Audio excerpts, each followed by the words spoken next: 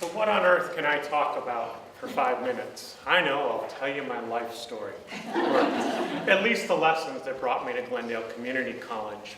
So I was born on January 16th, 1967. Well, you know, this is kind of a long story. We might want to skip ahead to high school here.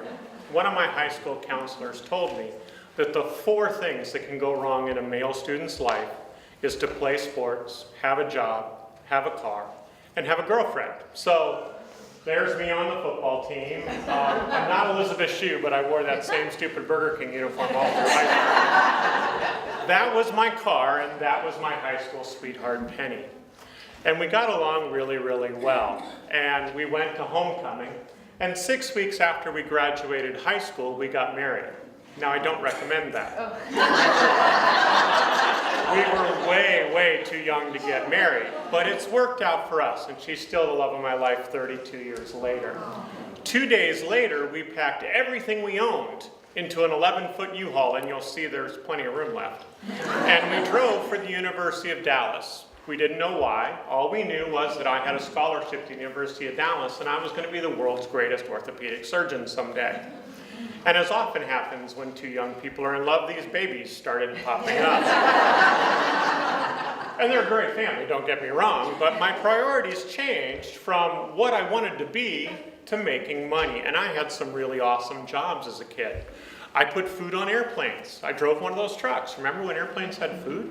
Yeah. I managed Burger King for 7 years, and I was actually a district manager for ARCO.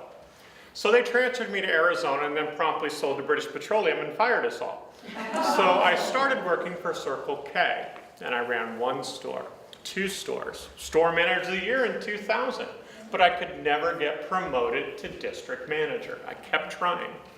I should mention that I'm a stress eater. I've never been a tiny person, but I wasn't very happy at that point in my life, and I actually ballooned up to 522 pounds from stress and not really enjoying what I was doing, working 90 hours a week.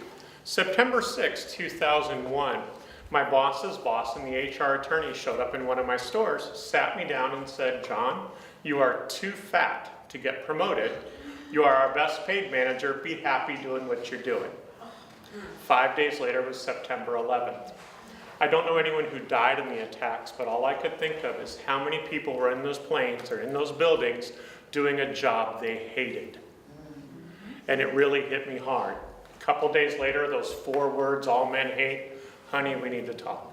And my wife said, "I love you." I left out the part where she said she hated living with me. And said, "Figure out what you want to do and we'll work it out together." 2 weeks later, I quit my job. And I started in a class to be a certified nursing assistant in a nursing home, making $7.50 an hour. I'd love to say it was all rainbows and unicorns. We declared bankruptcy, we lost a house, we lost a car. But in January 2002, I enrolled here at Glendale Community College as a student. And in January of 2004, I started a brand new nursing program they'd rolled out called the Weekend Program, designed for second career adults. In December of 2005, I graduated as a new RN from Glendale Community College. All the girls in my class wanted nursing caps. There was 2 of us guys, we didn't want them, so that's actually our ball cap. And our lamp that still sits in my office. In March of 2006, I started my dream job. I became an ER nurse and eventually a trauma nurse at a busy level 1 trauma center here in the Valley. And I'm sorry, the best picture of me as a nurse, I have a black eye. I won the war, let's just leave it that way. But in that job, I truly feel I impacted lives every single day. Sometimes I performed in resuscitation where we saved a life. Maybe I was just holding a kid getting stitches for the first time's arms. But I always affected lives. And 3 years ago, I was accepted on here full time. And with this group of crazy people, every semester, I give the gift of the world's greatest job to a new set of students here at Glendale Community College. So my whole point for this entire presentation is how many of you people do you know who are working just to make money? Do they hate what they do? Do they love what they do? Do you? If not, there are 1,000 people on this campus that are in the job of teaching people how to love what they do.